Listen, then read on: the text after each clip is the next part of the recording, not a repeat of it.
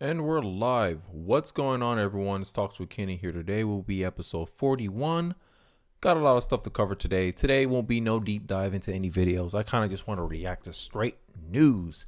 So I hope you guys are going to come along for me for the ride. So I kind of want to, before we get into the tough stuff, because if you see my tabs, we got a lot of things to go through. But I want to start off with something fun. Ben Shapiro rap debut, Facts, with Tom McDonald becomes number one song in the country. We're gonna do a little reaction to it. I listened to this song at least 5 times already, right? But enough about me, just browsing the song. All right, let's listen to this heat that Ben Shapiro decided. I still can't believe he rapped, man. That's crazy. I wonder how the negotiations went. I know. I'm gonna stop talking. Let's get into the song.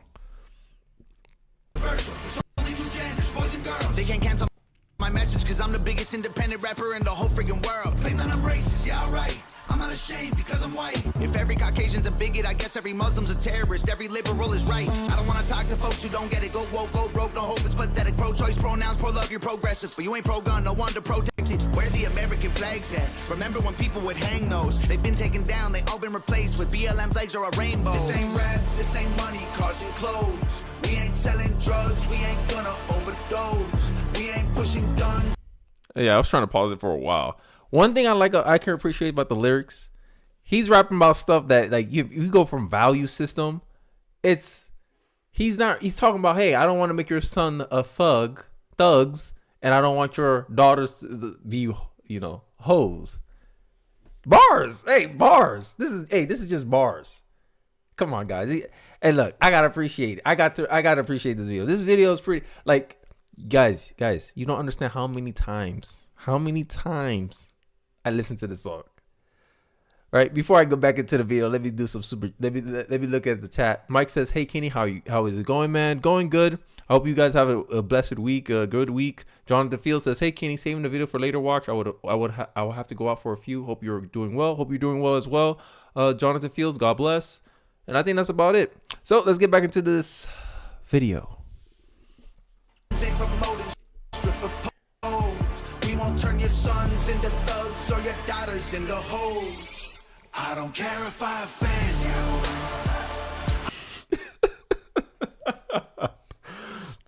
you. Bruh, Ben Shapiro in a hoodie. I would have thought I'd never see the day. That's crazy. I think this is one of the good things I think about conservatives being part of the culture, is that he don't take himself too seriously. That man, I really need to know how the negotiation went. I bet the negotiation went like this: I'll do the rap song, but I'm not dancing. I think that's what it happened. But I digress. Let's get back. I was put here to upset you. You can cry and you can scream, you can riot in the streets, you defunded the police. Now there's no one to protect. Uh-oh.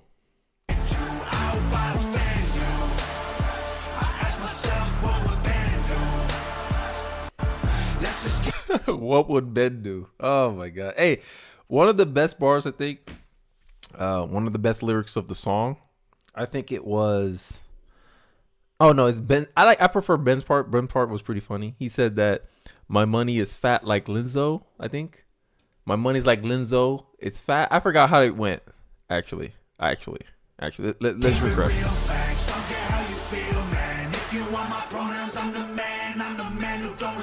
Let's look at the stats. I've got the facts. My money like this and my pockets are fat. Oh my god. Hey, I got the facts. I got the stats. Oh man, that man was rapping nothing but facts. My money's fat. Oh my god. Homie, I'm epic. Don't be a wap. Dog, it's a yarmulke. Homie, no cap. Dog, it's a yarmulke. Homie, no cap. This man, yo. Who's Ben Shapiro's ghostwriter, bro? I need that guy, dog. Yo. Yeah. This is a great song. It deserves to be number one for creativity, and it plays so well to who Ben is. No, Ben ain't trying to be anything else. He's just being Ben. Ben has been taking lessons, Mike. Hey, Mike. Get the graphs, look at my charts. You're blowing money on strippers and cars. You go into prison, I'm on television. Dogs, no one knows who you are. Keep hating on me on the internet. My comment section all woke Karens. Then I make racks off compound interest. Y'all live with your parents. Nikki, take some notes. I just did this for fun. All my people download this. He stayed beefing with Nicki Minaj. Oh my God. Hey. Ben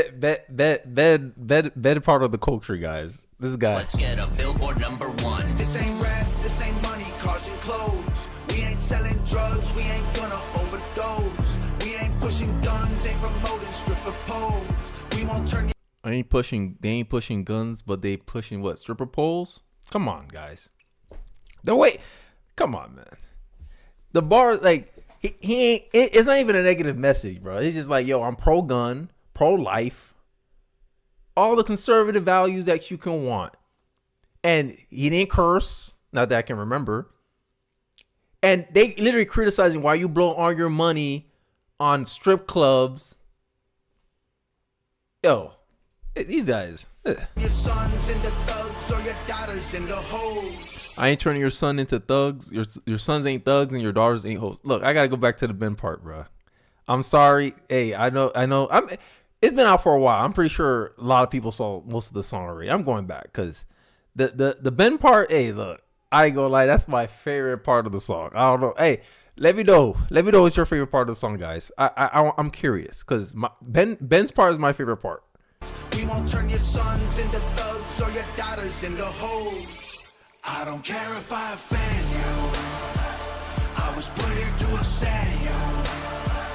You can cry and you can scream. You can riot in the streets. You defunded the police. Now there's no one to protect you. I hope I offend you.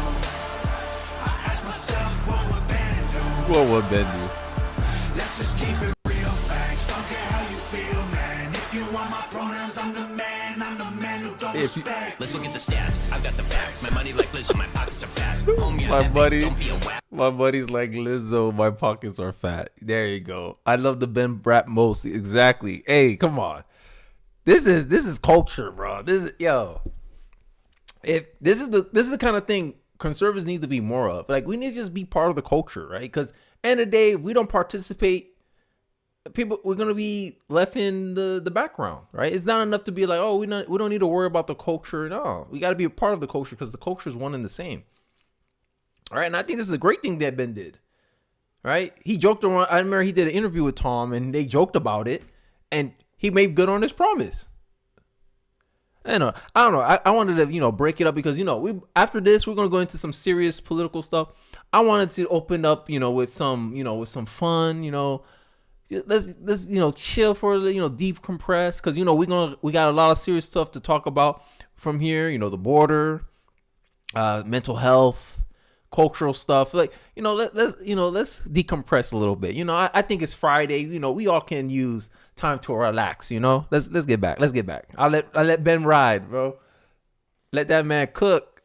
That boy said, My money's like Lizzo. My pockets are fat. What? Bars. Dog, it's a yarmulke, homie, no cap. Look at the graphs, look at my charts. You're blowing money on strippers and cars. You go into prison, I'm on television. Dogs, no one knows who you are. Keep hating on me on the internet. My comment section all woke Karens. Then I make racks off compound interest. Y'all live with your parents. Nikki, take some notes. I just did this for fun. All my people download this. Let's get a billboard #1. This ain't rap, this ain't money, cars and clothes. We ain't selling drugs, we ain't gonna overdose. We ain't pushing guns, ain't promoting stripper poles. We won't turn. I think y'all got the gist of it. You guys can watch the rest on your own. But yeah, Ben's part is my favorite part. Yeah, I hope I enjoyed that a lot. It's a nice change of pace. Feel me? So I'm gonna start my first story off with a story that was brought to my attention a couple days ago about several Republican states wanting to change labor laws. And many people on the left were freaking out, crying, oh my God, they're going to make 11, 10-year-olds, 9-year-olds, they're going to bring back child labor. And inherently, I don't think child labor is a bad thing. That's like me saying kids shouldn't be able to do chores because they're kids. Excuse me. My son's 3 years old and he helps around cleaning around the house. He helps clean his room. Now, he don't like doing it, and half the time he's not coherent enough to actually clean the room properly, but we attempt to get him ingratiated into the house. Like, no, help him contribute, because I believe when you contribute to the house, it gives you some sense of pride. So we're going to dig into the story a little bit, but I had a lot of people on the left crying about this in my comment section, condemning this, and it's not inherently a bad thing, right? So let's get into some of the story, and then I'll give you my thoughts and commentary throughout. A Florida House committee has approved a GOP bill to let bosses schedule 16 to 7-year-olds for over 8 hours on a school night and over 30 hours a week. One Republican said, "We have been weakening our society, and the remedy is to have kids start working full time." And I believe that too. Kids don't know the value of hard work. And also, I don't know, I come from a less, wealthy background. And a lot of kids growing up in the hood, like when I grew up at, they help their moms a lot. Black kid, 70% of the time raised by single mothers. And a lot of them always used to complain how they could do more, but their boss said, "Nah, I can't. You're 16, you're 17 years old, you're in high school. I can't schedule more hours." And they used to get so pissed off because they legitimately needed to help their moms. In high school, yes, I know, unfair, but that's the world. I had guys in my high school on my basketball team. After basketball practice, he's like, "All right, I got to clock in for work." I said, "What?" I said, "You got to go to work?" "Yeah, I got to help out my mom." Right? So in a way, I don't see both sides. I only see one side, because at the end of the day, it's at will employment. People in the comment section, right, of this video, right? One teacher told the committee about her students who couldn't stay awake in class because he works too much, even under current laws. Yeah, but if that's what the kid has to do, like, hey, I'm trying to help my mom. Like, what else is there to do? An education or starve? Education or get kicked out of the house? And the problem, I think, why I'm not so concerned about these laws is because it's at will employment. The kids, if it gets too much, the kids can just leave. The kids can just end employment. No one's forcing these kids to go work. If the kid wants to work as hard as he needs to or as less as he needs to, he can do that. No one's forcing these kids to work. We have been covered the multiple Florida bills seeking to roll back child labor laws. These people are I'm trying to find the comment section where what he's saying now was what we have eradicated migrants from Florida. We need child labor. Nice hair, by the way, right? These little side comments. A stronger society, right? I believe it was a stronger society because children were more resilient. Children understood responsibility a lot better than kids today, because I believe in our society we coddle kids a lot more than we did in the past. A kid is 18 years old, he's an adult, but we treat him like, "Oh no, that's just a kid. 19 is just a kid." No, you're an adult. You can make decisions now. But we still infantilize these young adults. And I think it's due to the culture of the fact that we don't give responsibility to young children. Right? So let's go back. Look, Patrick begged David, and I think, I don't know, it's because maybe I came from immigrant parents, and I understand, like, yo, they're quick to put me to work. Summer jobs and all this stuff, like it was a part of like acclimating you to society and preparing you for adulthood. The millennials, look, I'm gonna play a little short clip about them complaining about kids working at a young age. But millennials sit here, my generation, they'll sit here and complain about how, we never had to make decisions for ourselves, and then suddenly we turn 18 and you just expect us to just get it? Yeah, valid point. Okay, how about we start getting you used to making your own decisions, working for yourself, taking personal responsibility for yourself at an earlier age, so that way by adulthood, you already have the skills and the habits built up over time to actually be able to handle more adult responsibilities. It's like they can't have it both ways. You complain that people just throw you out into the world at 18 without teaching you anything. And then when they try to make steps for you to ingratiate yourself and prepare you for adulthood, you complain because they're too young. I'm not babying my kids like this. Look, let's listen to the clip. But before I go into Patrick Beck gave child labor, I used to work at Burger King, and it was one of my favorite jobs as a young man. This king is going places. We need more stories like this. Child labor is back in America, and I don't think that's a bad thing. I don't understand these people. I don't know what it is. What are your specials? We have a 2 for $7 on our original chicken sandwiches and a 2 for $5 on our Whopper Juniors and our BK wraps. And also you can get 6 cookies for $3.50. May I just have 1 cheeseburger to go, please? 1 cheeseburger, is that all for you today? That would be all. All right. That would be $2.11. This is what they're fear mongering about. Oh my God, child labor is back. Kids used to mine coal. That's child labor. Sweatshops in China, that's child labor. This is not labor. It's labor, but it's not what you think when you're scared about child labor.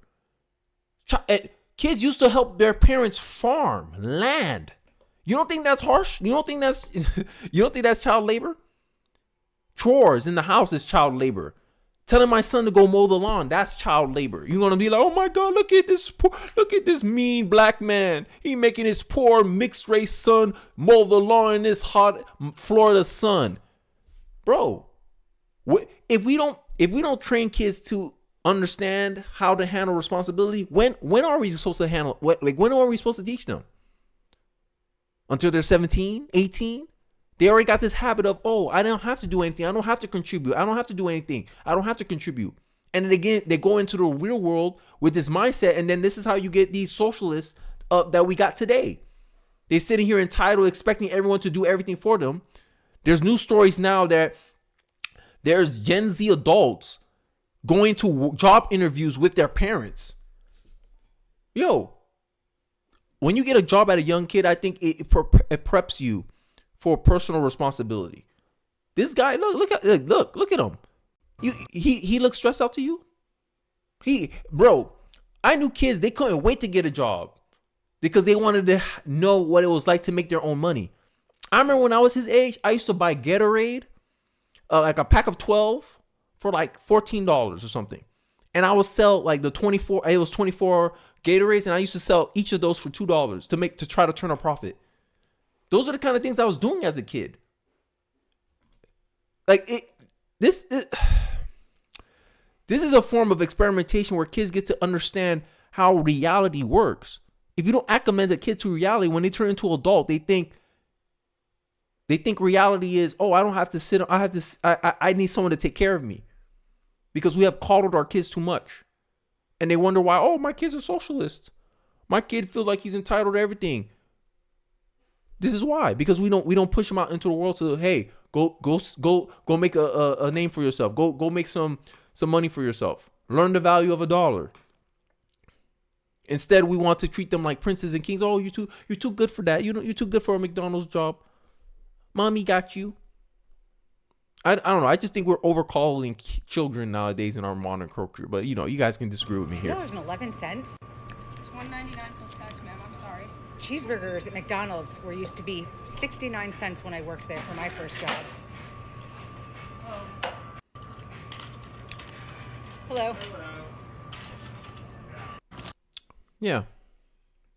But this is child labor, right? Oh, I'm a cashier at McDonald's, Burger King. Oh my God, my life is so hard. Guys, come on. And this is a common tactic of the left. I feel like the left make mountains out of molehills. I honestly do. Kids used to farm, rake leaves, plant plants, hot ass suns, take care of crops. That's harsh labor. But telling you, hey, your kid's allowed to work a couple more hours at the same capacity as everyone else, right? If there was a law saying black people couldn't work over 30 hours a week, people would be like, that's discrimination. Okay. Now they're saying, hey, that's ageism. Based on your age, we shouldn't be having two different standards for you. I don't know. I just think this is the left's kind of maternal, because left, what I notice about leftists, they're very feminine. They're very maternal. They like to, I guess, cater, nurture. I don't know what it is, but they like to baby a lot, like grown people, able-bodied adults. You want them on welfare, huh? How that makes sense to me? I don't know. But I'm done beating the dead horse. I feel like I've been talking about this for a while now. I already spent 10 minutes talking about this. So let's get into some breaking news. So breaking, jury has reached a verdict in Trump's defamation trial. Determines Trump will have to pay E. Jean Carroll $83 million in damages. That's 8 times the requested amount against the fines is 8 times the requested amount from 8. Like, this is ridiculous. She wanted what? 10 mil? They gave her 80. Absolute insanity. Trump will have to pay $65 million in punitive damages, $11 million for reputation repair programs. Huh? Okay, $7.3 million in other payments. According to the New York Times, the amount was so much that the reporters gasped when it was read out loud. And she's happy as hell. Like, a lady that couldn't even remember if she actually met Donald Trump or not. Donald Trump's a famous guy. There's like, imagine, like, this is what happened to Trump, right? Let's do the Justin Bieber scenario. Justin Bieber had like girls accuse him of raping them. Justin Bieber was like, yo, here's the receipts. I never been in that country. I never been in that state. The time they said I met them, I was actually doing something in this state. How can I have done that? Those girls went off into the night. You never heard those girls again, but those girls should have been prosecuted for something. Now in New York, and the funny part is New York changed laws to allow her to get Trump. You see how far they're willing to go? And then they wonder why people don't have any trust in the justice system. I was great by Trump. Also, now that I think about it, exactly. That's exactly, you rewarding people just to make up scenarios in their head that something happened with a famous person and now you're going to prosecute them based on that. Basically what happened, this is the demonstration of why jurors should not be determining damages in any civil suit ever. Never make any sense based upon actual damages, always punitive. My question is, what reputation exactly does she has to repair? She's not a public figure. But you know, I digress. So, just in, Donald Trump's lawyer, Alina Habba, goes off in firing statement after Trump was ordered to pay E. Jean Carroll $83 million. Hubba quickly shot back at journalists who asked if she regretted her decision to represent Trump. Like, look at these guys, bro. And I already told you, if you saw this, my couple of videos, I've been going in on liberal. I've been going in on journalists lately because I know journalists are liberal. They have a liberal bias. And they never ask anything middle of the road. They always have to come in with their framing, their perspective. And I wouldn't mind it if they're just more upfront and honest about where they're coming from. Right, so you guys can watch the video. So it's 4 minutes. I don't know, I'm gonna spend 4 minutes on this, but let's hear what she has to say. Give my voice a little break and see the hell she about to give these journalists. Let's go into it. No. I'm glad you asked me that question. No, I'm not having any second thoughts about representing President Trump. It is the proudest thing I could ever do. What I am having second thoughts about is the license that I stand here with that the people in there are supposed to have. I have not spoken because I respect my ethics while I'm on trial. Yep. But let me now speak about what has happened. I have sat on trial after trial for months in this state, the state of New York. New York. Attorney General Letitia James, and now this. Weeks. Why? Because President Trump is leading in the polls, and now we see what you get in New York. So don't get it twisted, whoever asked me that question. I am so proud to stand with President Trump. So one thing I also want to add into it is that the whole Fannie Willis stuff is blowing up too. And I don't know. This is why I said, like, I think presidents can never get a fair trial is because depending on the location, right? The DNC, overwhelmingly liberal. You don't know if that played a factor into what determined the damages, right? If it's a political opposition or a political opponent, people will have a lower threshold to prove guilt. And if it's someone they like, they'll have a higher threshold to prove guilt. And I think this is I don't know. I think the jury system is kind of somewhat flawed, especially when it's come to a highly public face figure like Donald Trump, especially that he has a lot of enemies. And when you're in politics, half the country loves you, half the country hates you.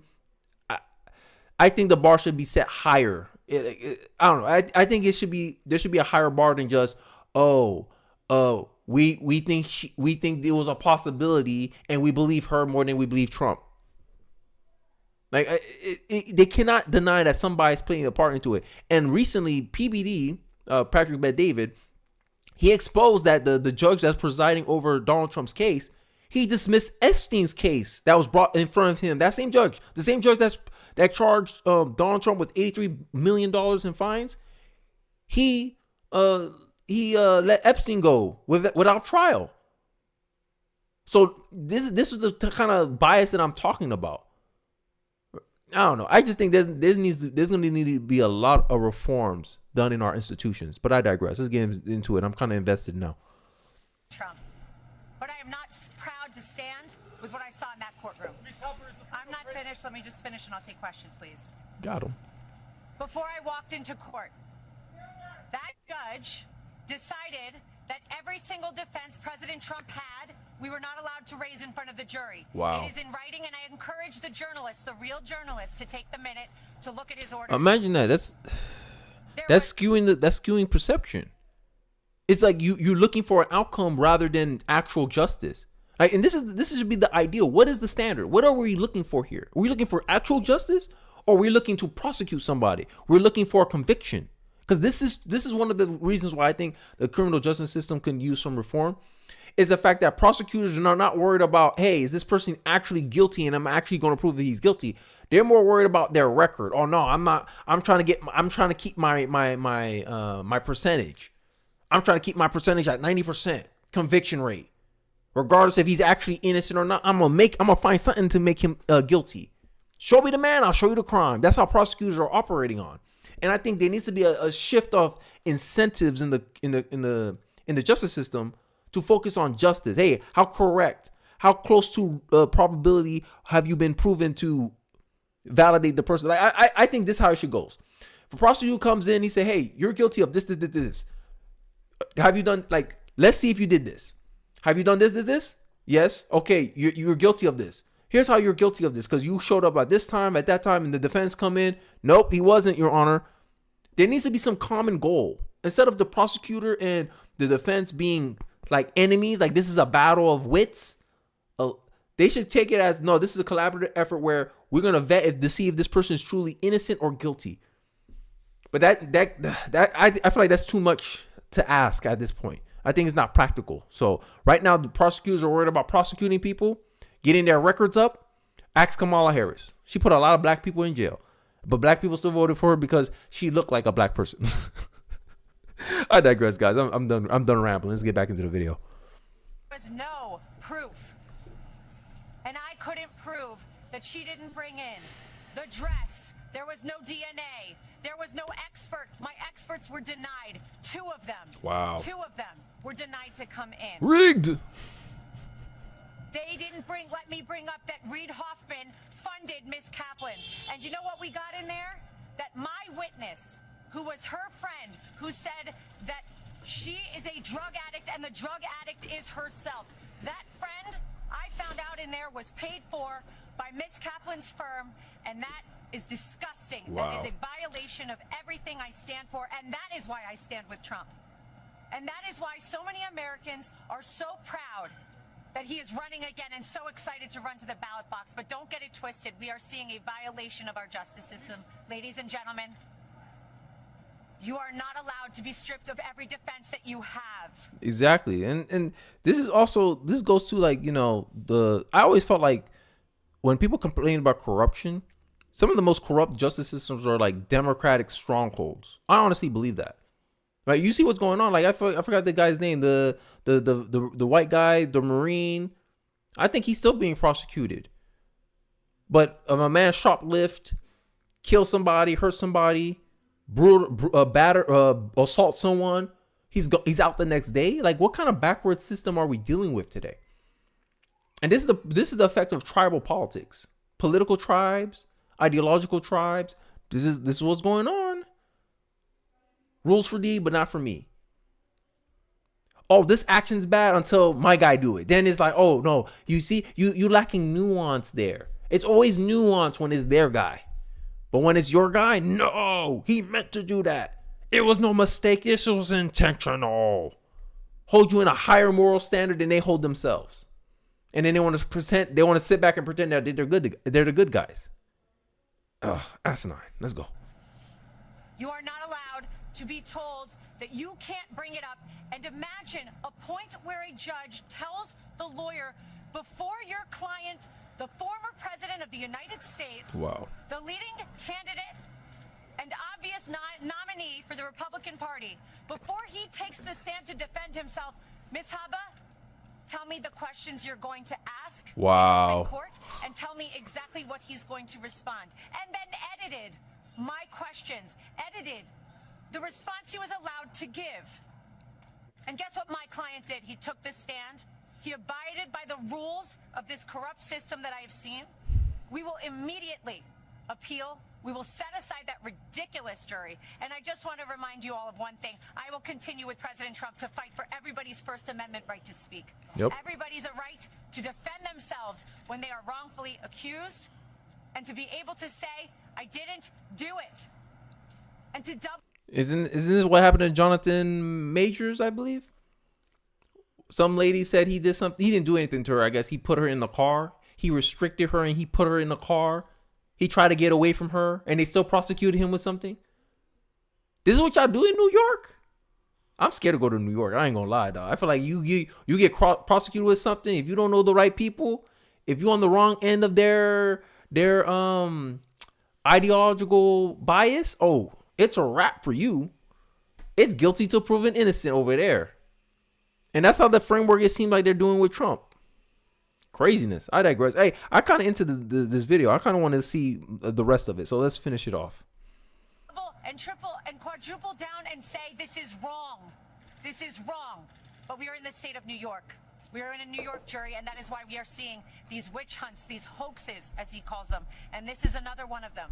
Be brought in New York, in states where they know they will get juries like this. Mm-hmm. It will not deter partisan us. Juries. We're fighting, and I assure you, we didn't win today, but we will. Record that was made in there, and the behavior I saw in there, some of which was reported widely today, gave us the most perfect record on appeal, and even if I needed it, which I don't, we were stripped of every defense, every single defense before we walked in there. And I am proud to stand with President Trump because he showed up, he stood up, he took the stand, and he faced this judge. That's not good optics for you liberals. Yes. Ms. Hubbard, is the former Of course, I've spoken with the president. Ms. Hubbard, is the former president scared now of the consequences of his actions?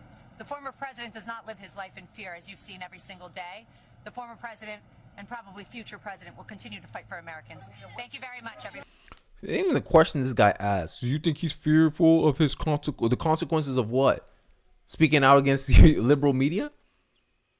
And this is the liberal bias that is so pure. This is why journalism, mainstream journalism, is dying. Like you filter out things that don't help your narrative, and you only want to include things that does help your narrative. It's the same way they operated in that courtroom for Donald Trump. Tell us what he's gonna say, edit what he's gonna say, so then we arrive at a verdict that we want, an outcome that we want. And I think this is the difference between a liberal and a conservative. Conservatives say, "Hey, I believe my thing is true," while liberals believe, no, you should believe what I believe, regardless if it's true or not. It's because we want it to be so. Therefore, it is. And that don't work with me. That don't work. I think too many liberals live in theoretical, imaginary fantasy land. And I think this is why they always get caught up when, you call them out, when you hold their feet to the fire and you ask for proof and evidence. They quick to deflect and then try to turn it back on you so they can go back to doing what they do best, being a critic. But I digress. So now we're going to get into a more serious issue, the border. Right? So you guys heard what's going on with the border. There's been a conflict in the Senate. A lot of people are complaining about bills not being passed. People are trying to use people are jockeying for political position in the Senate. So let's get into this X post, and then as we'll continue into the whole border situation. Rand Paul raised some serious red flags on the border Ukraine negotiations in the Senate. More money for sanctuary cities. That's partisan. I don't see how this is a good idea. See, when Trump said, "Hey, do not sign that bill," how did the Republican Senate try to spin this, frame this? Oh, he wants to keep the issue. He doesn't want to solve border security. How is sending more money to sanctuary cities solving the border crisis? It's not. All you're doing is creating more incentive for these people to come. Hey, we can process you better. I made up the perfect analogy for the border. You ready to hear it? It's like a water faucet. You open the water, water's pouring out, right? Those are the migrants. What adding more money to the sanctuary cities will do is, hey, we can just make more buckets to get people to process the water. But what we want to do is we want to close the faucet. We don't want no more water coming out. We don't want to waste water. It's less expensive to close the water than to make more buckets. Because eventually we're gonna hit an end. $11 billion in humanitarian assistance. What that mean? My version of humanitarian assistance is stop making these people come over the dangerous Rio Grande Valley through the illegal entrance. Have them come up legally to the front door. No, they don't want to do that. They want to go to the back door so they can claim asylum. With some going to Gaza and Hamas, U.S. expected to pay for and clean up Ukraine and Gaza's post-war. Other insanity. This is globalism right here. Humanitarian assistance. You cannot help others if you cannot help yourself. Let's listen to a little bit what Ron Paul has to say, and then I'll give my thoughts. I'll continue with the story. Yeah, and realize the bill is going to have more money for sanctuary cities. The other thing that's going to happen in this Ukraine bill is there's going to be $11 billion worth of humanitarian assistance. Some of that goes to Ukraine, but some of that's going to Gaza. And it's not clear exactly how much is going to go to the Palestinians, but it's sort of bizarre that we fund both sides of every war. You know, they're going to expect us to clean up and repair Ukraine when it's done being destroyed. Mm-hmm. The same with Gaza. Gaza's being destroyed, but who's going to have to pay for it? They expect us to pay for it, and I don't want a penny going to Hamas or to any of these people. Let's pause it right here. This is supposedly the bipartisan Senate border deal. Increase green cards by 50,000 a year. Huh? Work permits for adult children of H-1B holders. Immediate work permits to every illegal alien released from custody. No. You're creating more incentive. Instead of trying to close the faucet, you're increasing the faucet. You're increasing the flow. That's what you're doing with this policy. Oh, hey, all we had to do is cross the line. They'll take us in, and we're allowed to work in the U.S. How we are not treating the U.S. like an economic zone. This is how the Democrats look at America. I don't understand. If you're a politician working for the United States of America, your first allegiance, your first priority should be what is best for the American people. What can better the American people's situation? Then you can worry about everyone else. Then you can worry about people outside of America. But all these things you're doing at the expense of the American voter. So the American voter gets all the cost, but none of the gain. People who don't pay into taxes get all the gain, but they don't pay none of the cost. How is that fair? For these migrants coming in here, America looked like a socialist country because they're like, oh, I didn't have to pay anything. They're just so altruistic. They're so nice. This is forced altruism. This is not charity. This is not humanitarian. To force people hard-earned money that we use to create social nets for our own citizenry. Now we're extending it to people outside of the globe who has no allegiance to us, our countries, our communities. Because Democrats see these people coming into the border as future Democratic vote. Just like they're smuggling cocaine, fentanyl over the border, they're smuggling Democratic voters. And that's what the Democrats want. They want more of it. Just like the drug lords wanted more illegal immigrants so they can get their products, Democrats are treating illegal immigrants the same way.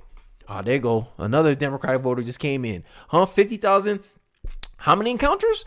Oh, 7,000 people across the border. That's 7,000 new possible Democratic voters. That's how the Democrats look at the border issue. And then they want to get mad at Greg Abbott for saying, nah, we're going to put more razor wire. Now we're going to bring in more National Guards. Now Biden's here giving ultimatums saying, hey, Greg Abbott, you better step down in 24 hours. And I will tell, I stand with Texas. Because this is ridiculous. Let's look more. Taxpayer funded lawyers. Imagine. Oh, I'm starting to get pissed off. Imagine if you guys, I used to, when I was in college, I used to do valet. Imagine a guy sitting on his A. He don't help park the cars. He don't greet none of the guests. And you do a tip pool. And let's say you were here busting your A to get the tips. And you made $100 tip. But it's a tip pool. So you have to split it with everyone that was there. The guy who didn't bust his ass and do anything, he gets half of that. And you're like, yo, I did all the work. I brought in all the value. I brought in all the dollars. And he just gets the benefit off of it without working, without contributing to the pot at all. This is illegal. This is what illegal immigration allows. This is why America is rightfully angry about the border crisis. And any Democrat try to play it off as humanitarian, no. Because it's not right to force something. Forcing someone to be charitable isn't charity. It's just manipulation. It's coercion, which is what? Wrong. And this is what's going on right here. We're being robbed without a gun. That's pretty much what it is. Taxpayer-funded lawyers to certain UACs and mentally incompetent aliens. They want people who can't even understand what's going on to be there because they're like, hey, all we need you to do is be able to understand. You need to vote Democrat. That's all you need to know. Restrict, like, where's the compromise? I haven't read one thing that I agree with as a conservative. But they're saying, oh, look, bipartisan. Whenever I hear bipartisan, the Republicans folded. That's all I hear. The Republicans compromised. Like I said, when I hear bipartisan, the conservative compromise way more than the liberals and Democrats do. Because in my view, the Republican Party is the only reasonable party. Democrats are so unreasonable that everyone goes to the conservative and say, hey, look, we need these things done. We really did. Please, conservative, please, Republicans, please. Just this time. Just let them get away with it this time. That's the reality of the conservative, the Republican Party. They're the more reasonable people in the room. Democrats are the unreasonable people in the room. If the bills need to get passed, the reasonable person is expected to concede and allow it to go because he has to understand it's for the greater good. I think it's no more. They don't need a compromise. I think I'm with Trump on this one. Stand firm on the bill. Hey, look, we want the Secure the Border Act, not this little bipartisan BS y'all trying to push in our face. And then y'all want to do victory laps and claim that y'all fixed the border. You didn't fix the border. How is this fixing the border? Increasing green cards by 50,000 a year? How's that fixing the border? You bring out more bait for more people to want to come over to America. Work permits for adult children. That's an incentive to bring what? Less immigrants or more immigrants? More immigrants. Immediate work permits. Bruh. You're just incentivizing people to want to come here more. You're treating America like an economic zone. I'm done rambling. I'm done. Look, I have great sympathy for those who live in Gaza and the mess that they're in, and I wish it would stop. But I don't think we should always have to pay for everything. When do we become the sugar daddy of the world? We got to pay for everything. Exactly. Yeah, and realize the bill is going to have more money for sanctuary cities. The other thing that's going to happen in this Ukraine bill is there's going to be $11 billion worth of humanitarian assistance. Some of that goes to Ukraine, but some of that's going to Gaza. And it's not clear exactly how much is going to go to the Palestinians, but it's sort of bizarre that we fund both sides of every war. You know, they're going to expect us to clean up and repair Ukraine when it's done being destroyed. Wow. The same with Gaza. Gaza's being destroyed, but who's going to have to pay for it? They expect us to pay for it, and I don't want a penny going to Hamas or to any of these people. Look, I have great sympathy for those who... God damn it, guys. Like, we're literally being treated like a doormat. That's the sense I'm getting. Like, oh, we don't matter, right? This is America last. Like, this, and then they wonder why Trump is so popular. Why the Republican Party and the conservative voters have become so populist. Because we're tired. We're tired, man. We're tired of being extorted for our money. And then the reason we allow tax, like the reason why we get taxed in the first place is to say, hey, you're part of a society, Kenny, and you get benefits from the society. So therefore you have to contribute to the society. We take a little bit of your income so that way we can maintain the infrastructure of the society that you get a benefit from, Kenny. Okay, I can accept being taxed because, police, firefighters, roads, fine. But then when you're doing this, that was the original justification for tax. Then you're using the very same tax money. Oh, we're going to give free healthcare to these people that come across the border illegally. They didn't go through the proper channels of migration and none of that. They just showed up and say, take me in. We're going to give them healthcare, fly them around the country, provide cell phones to them, healthcare, all that nice stuff, and then the same government or wherever they decide to end up will complain, we're short $12 billion, New York, and now you want the federal government to come cover your A. You brought this problem to yourself. I think if they keep this up, if they don't do actual changes, I honestly see that people, because I'm hearing now, maybe I could be wrong, let me know in the chat, let me know in the comment section, that border is now the number one issue in America today. And I think if the Republicans do not push that Secure the Border Act, I'm going to be a very mad man. Because they need to market that bill like it's no tomorrow. The same way Democrats like to fearmonger in their ads about abortion being banned, the Republican Party needs to push that Secure the Border Act. Here's the answer to your problems, American people, and we won't stop until it's get pushed through. It's time for the Republican Party to be the unreasonable party. For too long, the Republican Party has been the reasonable party. It's time for us to be less reasonable, more stubborn. Because that's the kind of energy I think 2024 is calling for. It's no more none of this nice, let's all get a kumbaya. No, these are some serious problems for everybody. If you call yourself an American, this border issue is a problem. Because these migrants are taking a lot of resources. And there's not much gain that society gains from them. They're a drain on the system. Ask Boston. Ask Chicago. Ask New York. This is the reality. Mass migration hurts the country and the world at large. Because eventually, there's so much poor people. There's billions of poor people in the world. If all those billions of people come over here, they'll destroy America. And then now there's no place no one can go. There's no refuge for anybody. Because compared to immigration policy, we're one of the most lax countries when it comes to that. And we just want to get a little bit more strict on it. Uproar. Humanitarian crisis. Oh, how can you be so heartless? Conservatives believe in raising strong kids. Not praying for a weak life. Not praying for an easy life. But the strength to endure a hard one. I think that's a political philosophy a lot of conservative parents agree with. So Speaker Mike Johnson, House Republicans want to impeach Mayorkas as soon as next week. Because this Mayorkas guy don't know about the border. How are you supposed to be in charge of the border, but you don't know nothing that's going on? How many migrants migrated over the past few days, Mr. Mayorkas? I'm not sure of that information, sir. Huh? These people are dereliction of duty. They're intentionally being incompetent about the border issue. That's the sense I'm getting from these people. Right? Lone Star Rebellion. Texas is not in a rebellion. The federal government has gone rogue under Biden. It has. Look at the allegiances that's being made here. We're on the cusp of a civil war. And the Democrats always want to sit here and complain, Trump is so divisive. When Trump was in office, did anything like this happen? I remember when I first reacted to the whole border thing that's going on in Texas, I made the argument that this is some secession type stuff. This is the stuff that can divide the union. And Biden's not no Abraham Lincoln. I can tell you that. Man, don't even speak English anymore. But yeah, that's all I have to say on the whole border issue. We'll see how Greg Abbott reacts. You know, he has 24 hours, but I doubt he's not going to change. He's like, hey, come cut it, Biden. And I think optically, it's suicide for Biden if he tries to federalize the National Guard. Sorry.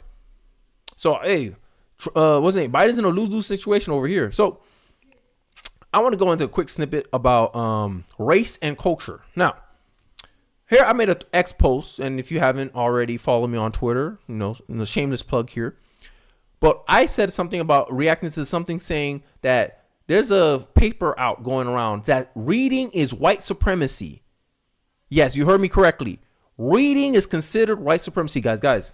I'm a secret white supremacist, guys. You know, I like to read books. You know, I'm very nerdy, right? I guess I'm like Larry Elder, blackface of white supremacy, guys, because I like to read. And I made the comment, wow, anything productive is somehow related to white supremacy. This is trying to discourage people from doing things that will actually improve themselves and blame racism for why they can't read, right? There's this trope. Stereotypes are rooted in truth because what? It's pattern recognition. You know, the stereotype, black men don't know how to read, black men don't know how to write, right? Because you stigmatize those behaviors, those actions with race. Oh, only white people read. Only white people speak standard English. And to prove their blackness, black men don't participate in these things like reading, writing. Now you got viral TikToks of men at 30 years old trying to teach themselves how to read a second grade book. Sad. Why? Because of this false, idiotic idea that actions is conflated with your race. Oh, that's not a very black thing to do. Being conservative is not really a black thing to do. That's race. This is racism. You using racism to justify why you can't do something. Imagine that. Imagine someone said, "Oh, Kenny, how come you don't know how to read?" "Oh, it's because I'm black." Imagine that. People will say that was racism. Imagine that.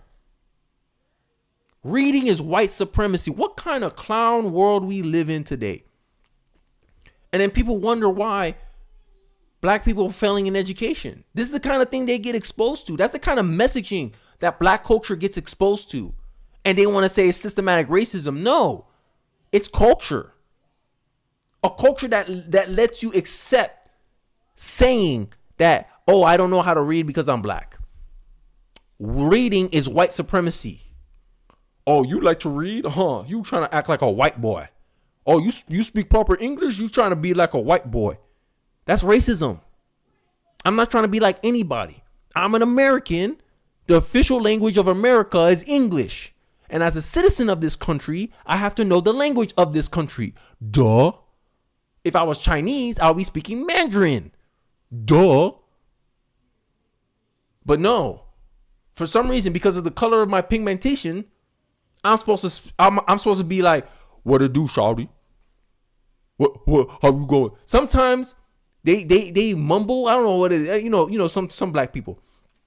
They do this little mumble thing and you don't even understand what they say. It's like, "Huh, what you say?" And they want to get mad at you.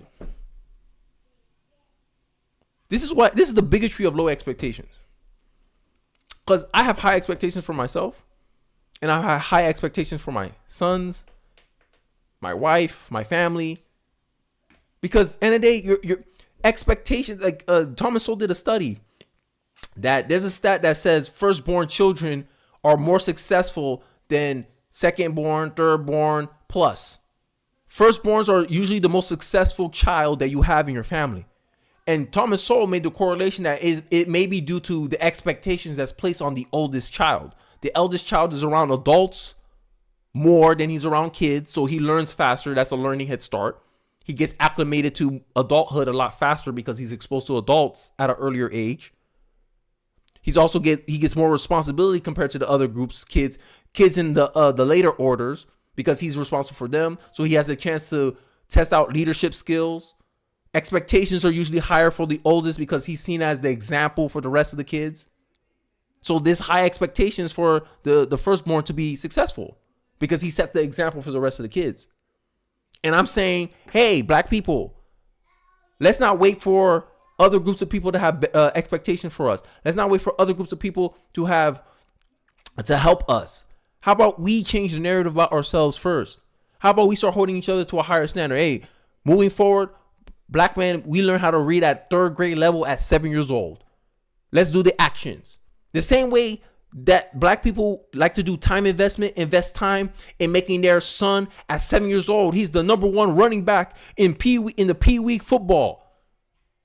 The same amount of time and attention that black people put their young boys, young children into sports. If they put that same diligence and attention in academics, I'm sure black people will have the same results as Asians. But they don't want to do it. They're not willing to change their behavior. So if you're not willing to change your behavior, you cannot change your outcome. As long as you keep believing that reading is white supremacy, then you stay illiterate. And illiteracy is not an advantage, it's a disadvantage. And if your culture is pushing not to read because it's white people stuff, then you doom your entire culture, your entire community to be illiterate. And they wonder why they have, the wealth gap between racial groups is so significant. Yeah, because you're telling your black kids that rating is white supremacy. Stupidest thing I ever heard. But I'm done ranting on that segment. So now, as you guys know, I've been talking about mental health for a while now. You know, why men don't go on mental health issues. And I did an Inconvenience Truth on it. Hope you guys watched it. And I want to talk with a clip from Zuby. 5-minute clip. I don't think I'm gonna watch the whole 5 minutes because, you know, we're nearing the hour mark and I kind of want to speed through these other tabs that I got going on. But let's talk about the mental health crisis and a shallow analysis on what's going on. And Zuby believes, and I believe this too, is due to the fact that we lack a community. We lack a strong community compared to our ancestors in the past. Compared to past generations, we're less entwined with our family and our communities than we have been prior. Now our communities are on this, and I think humans, we don't change. We're social creatures, and I think having been in a physical social place is good for your mental health. And I think the pandemic exposed that how wired it is that we need physical social connections. But I digress. I'm done giving my little prefix there. Let's get into the video. When you look at this whole situation, what do you think? Yeah, Piers, I think it's one of those situations where multiple things are true at once, and people often go to extremes when it's not necessary. It can absolutely be true that there are people who suffer genuine serious traumas which require things like therapy, and that there are people who have real mental illnesses or severe mental health issues where medication temporarily or even on a perhaps longer term may help. And that can be true. It can also be true that many things are being overdiagnosed, and that the human condition itself has been pathologized in various ways, and that there are all sorts of influences out there which are not necessarily serving people's best interests. Yeah, I'm going with the pathologizing of the average human experience, like depression. I think we pathologize that as something negative, right? And I grew up thinking that no emotion is actually bad. Anger is actually good. Anger pushes you to fix something, right? It makes you confront stuff, right? You feel more brave. Like, let me ask you something. If you needed to be brave, could you be brave being calm? Or you need to kind of rile yourself up to get yourself going? You see it in football. I played sports. You rile each other up and, you know, to go take the risk. You need that energy, that initial spark to get you going, right? It's like the anger is like a combustion. It gets you going, but it doesn't keep you. Emotion, I don't think emotions are inherently bad. So to judge depression as some bad thing, I see depression as a neutral thing. I see depression as a signal to, hey, I need to change something. And if you're not willing to change, then you sedate yourself with these drugs that they give you. And I think since we live in such a feminized, enabling, weak culture, they rather make you feel comfortable in your depression than actually address it and fix depression. And this is one of the reasons why I stated that a lot of men don't believe in therapy, at least psychotherapy. But I digress. Let's get back into the video. Because they do make money, billions of dollars and pounds off of certain medications. You said the therapy business itself is worth, I think you said $150 billion per year.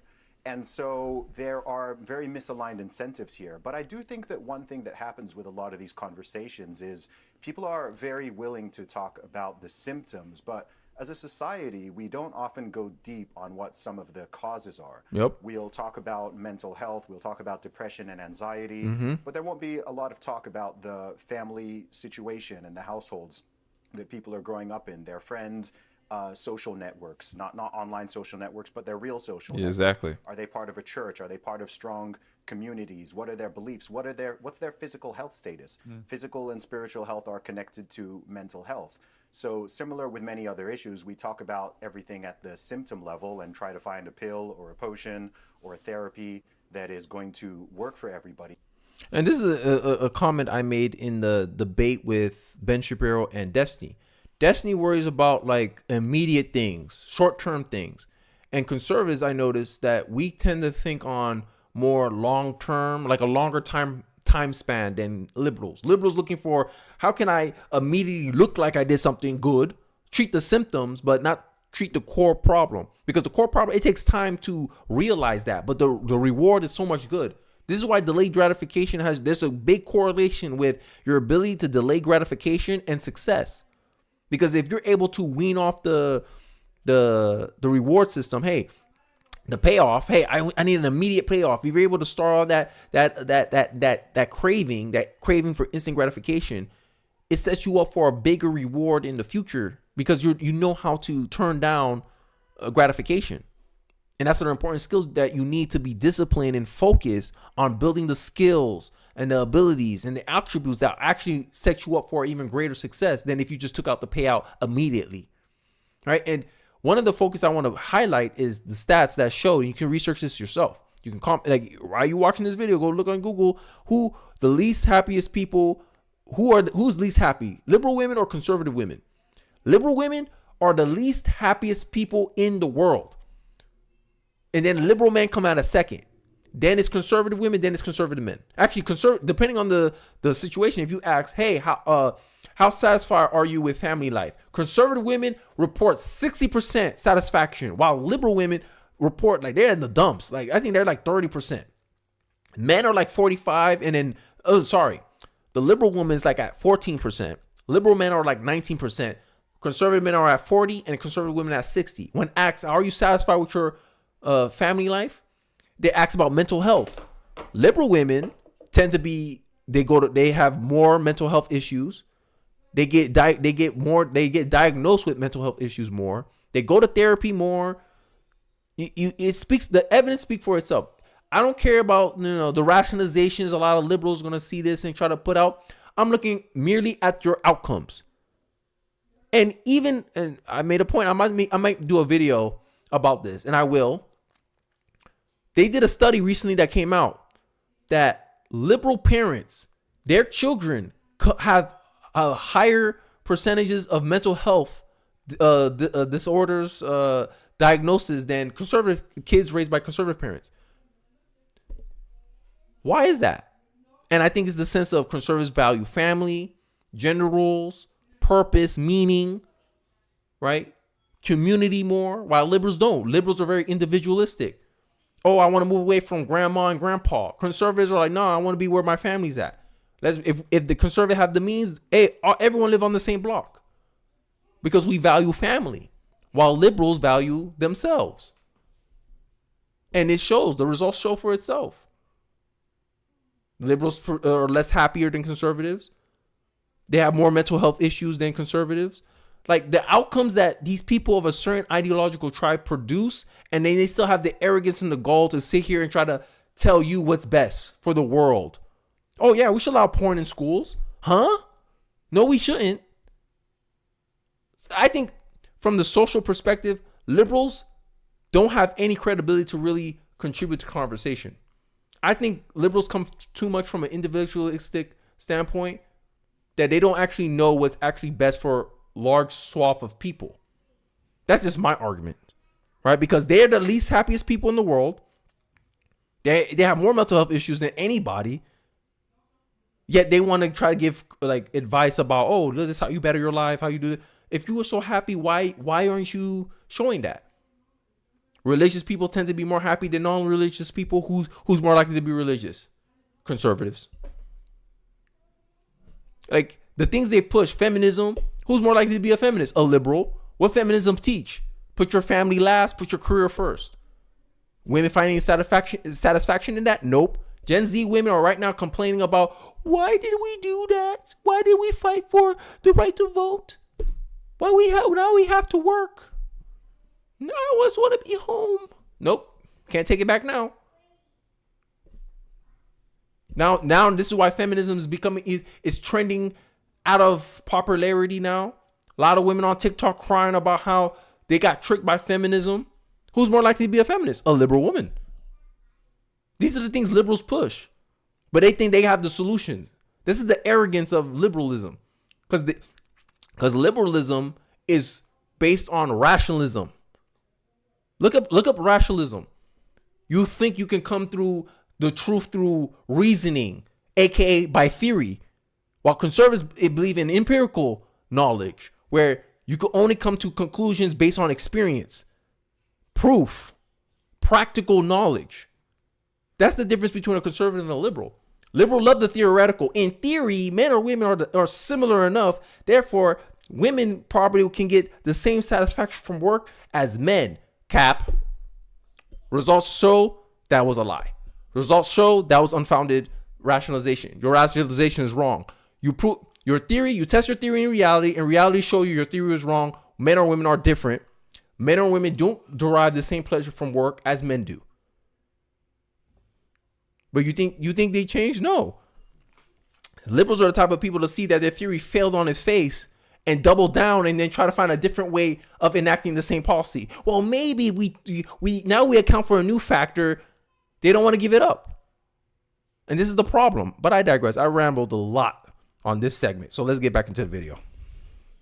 But I think in many cases, we're not really getting to what the root of the issue is. You touched on one other thing, which is the rise of use of smartphones and social media. That's absolutely having an impact on people's mental well-being, being bombarded by all these images and opinions and just pure amount of information every day. This is something very new that our ancestors didn't have to deal with. So I'm not surprised that there are more and more young people every year who are reporting that they're having anxiety, depression, or whatever else it may be.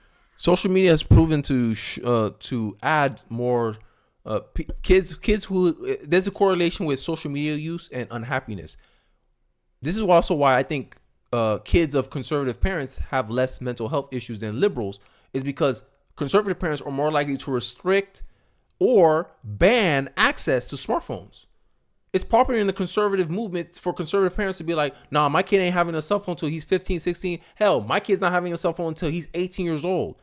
And people were like, oh my God, your kid's going to be technology illiterate. No, he won't. It's just, it'll be supervised access. These smartphones, these media, these kids are not like, a lot of kids, young kids are not equipped to handle all this information and all this comparison stuff. Because kids, like when we're young kids, we were insecure about a lot of things that we have. And then now we have access to social media where we can compare ourselves to people living super rich life. We have insights of people way outside our communities, way outside our state. It's not good for the mental health. They say comparison is the thief of joy, and social media is the ultimate platform for thieves of joy. I digress. Maybe. The difference, like I said, between when I was young and young people now is their ability to have all this staring at them all day long. You know, when I was young, the most exciting thing you had in front of you was a conker fight, you know, and you'd be studying conkers outside in fresh air. We didn't have any phones. There was no internet. There was nothing like that. You weren't really aware of all the bad stuff going on unless you watched the one TV news bulletin. Now kids are not only aware of it, they're seeing it in real time. Yeah, I think I'm going to leave it off here. My only caveat I'll add into that as well is that recently what I've been doing with my sons and I love going outside with my kids. And I think, you know, I feel like there was stats that showed that like when you walk out in nature, it also helps your mood and mental health as well. So I think taking steps like that, it's a good thing. So we're coming up to the top of the hour. You know, it's about an hour. Usually I try to close it out here. So I'm going to do like rapid fire. I'm going to give like hot takes on these last few posts that I wanted to comment on. And then I'll wrap up the live stream. I'll wrap up episode 41. So the wokes, which is woke people, don't realize how illiterate they sound on issues of race and social justice. Must be nice getting pat on the back for saying nice sounding stuff that amounts to meaningless or counterproductive policies. Affirmative action, right? Preferential treatment, DEI, right? We saw a little bit of it. Charlie Kirk mentioned it before with DEI. Now DEI is creating these situations where people are now questioning people of preferred groups, their qualifications, because DEI don't hold their qualifications as their first priority. They hold their race as their first priority. Race over merit. That's DEI's message. DEI, affirmative action, is racism under new management. That's the reality of DEI. And if you got hired because of racism, people are going to judge you. Hey, pattern recognition. Hey, these black people, the standard is lower for black people. Therefore, they'll make less competent employees, right? Big example I can give, affirmative action with the police department. I know the bar for policemen, and women are not technically Most women are not physically capable of passing the flat standard across both genders. They get a specific standard that's lower. So when you go out into the field, what's the assumption? Oh, the woman's not a less competent police officer, but a less capable one. Because when you see in the videos, I don't have to explain. I feel like I don't have to over explain this point. When you see when it's all females and they're trying to apprehend one man, they damn near have to escalate. And there's stats that show that female officers are more likely to shoot you than a male officer because their lack of ability to physically restrain a suspect. And most criminals are what? Men. Right? That's one example, right? Another example is these woke people. They like to make these assumptions, right? And that's why I say I think a lot of these woke people live in imagination. This guy is going to talk about Vivek and how he's going to put up this argument that I hear a lot personally as myself. A lot of these black liberals, these so-called pro-blacks, they always like to try to project this image of me trying to be white. And I'm like, yo, look, I'm not trying to be anything but me. But I digress. This is a common talking point of progressives and liberals, especially the white savior complex liberals. But I digress. Let's listen into this 1 minute clip. I don't even know which I want it full screen or short. But in a capitalist society, this affords us a unique opportunity to align ourselves with whiteness and access financial success. Does that sound like racism? Access whiteness. What is whiteness? Define it. Oh, is it reading? Like, imagine that. Imagine conflating a skill with a skin color. Being brilliant, being smart, being articulate, being able to learn how to read, be able to do math, linear thinking. All this stuff is white culture. All this stuff is whiteness. Look how racist this guy is. And then they want to sit here and pretend that, oh, conservatives are so racist. Oh, pathetic. I'm tired. You guys don't understand how sick I am of the race narrative. This is what Ramaswamy's already done, having founded a few companies and made a ton of money. But there's always going to be an upper limit on how close outwardly brown people can actually get to whiteness. And that upper limit is dictated by the flattening of our identities as brown people. Vivek Ramaswamy doesn't have the privilege of appearing white. He's a pretty Indian-looking guy with a very Indian-sounding name. So his attempts to align himself... Look, like... Nikki Haley ain't doing that. Nikki Haley changed her name, not change her name, but use her her middle name, nickname, Nikki, as her first name. Isn't she trying isn't she more guilty of what this guy is trying to say of him trying to be white? Isn't Nikki Haley trying to be white? She looks white. She's white passing, right? But his critique is for Vivek. Oh, Vivek will never. Indians are one of the most successful people in this country. I don't know where this guy live at. Maybe it's his echo chamber, maybe his little bubble he don't see. But if you look at income, if you look into the Asian category, because Asians make the most money in the United States. If you look at it, Indians, they make like 6 figures. They average 6 figures. Is that whiteness? Indians work hard. Is that whiteness? Like, This ability to try to conflate skin color with actions and behaviors is just another way of them trying to prove racism. Oh, I can't read because I'm black. I don't make a lot of money because I'm black. All this is trying to dodge accountability, using your race as an alibi. This is the core of his argument here. He's trying to explain away why Vivek is so successful. He's like, oh no, he's because he has to flatten his brownness. That's why he's so successful. Cap, I digress. Himself with whiteness will always result in him just working twice as hard to prove to white people that he's one of the good ones. He will never be white. He will always be flattened to brown, coming with all of the baggage of appearing brown and living with its stereotypes. I think this is just like, in a matter of speaking, I think this is like projection on his part. I think this is his way of justifying why he's inadequate in life, why he hasn't been progressing in life, is because he's like, oh no, this person has to compromise who he is.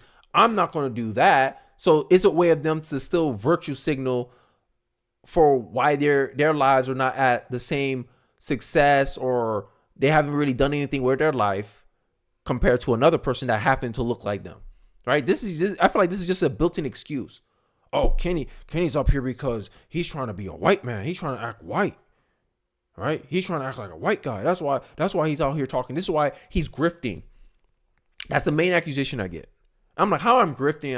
I have a channel of only 3,000 people, about to get 3,000 people on this YouTube channel. How I'm grifting? If this was about the money, you think I would have quit a long time ago? 500 videos later, you think I would have quit by now? Like, it's so funny how these people, like, they talk. But meanwhile, Al Sharpton, Roland Martin, no, they're not grifters. I'm literally doing the same thing they're doing, but from an opposite ideological perspective. But they don't label them grifters. I always notice that, especially these fake pro-blacks that come in my comment section and try to say, oh, both sides are bad. Both sides are bad. Okay. I only hear that when on conservative channels, and I never see that when I go on liberal channels and I'm looking in the comment section for Al Sharpton, Roland Martin. I never hear them say, oh, well, it's both sides. I never hear them criticize, oh, look at this grifter. Look at this fat man grifter this man shuffling for this Democratic Party. Don't this man know that the Democratic Party was protecting slavery, instituting slavery, created the Jim Crow laws, black codes? He don't know the Democratic Party was responsible for the Tulsa massacre. Look at this coon. They never do that to the black Democrat, but they got all the smoke for the black Republicans. Ridiculous stuff. But voting Democrat is affirming your blackness. I don't know when that happened, but it seemed like with these left-wing people, they always attribute what they want you to do as positive and what they don't want you to do as negative. That's one thing I just noticed. But hey, I digress. Let me know what you guys' thoughts. Let me know your favorite segments. I guys would like to hear your feedback on a lot of the segments. I'm trying a new thumbnail design. I would like to hear your feedback on that. Moving forward, I appreciate you guys for watching this hour stream with me and Live with Kenny episode 41. I hope you guys have a good weekend, and I hope to see you next week, next Friday night, and I'll catch you guys next week and hope you have a great weekend. Peace.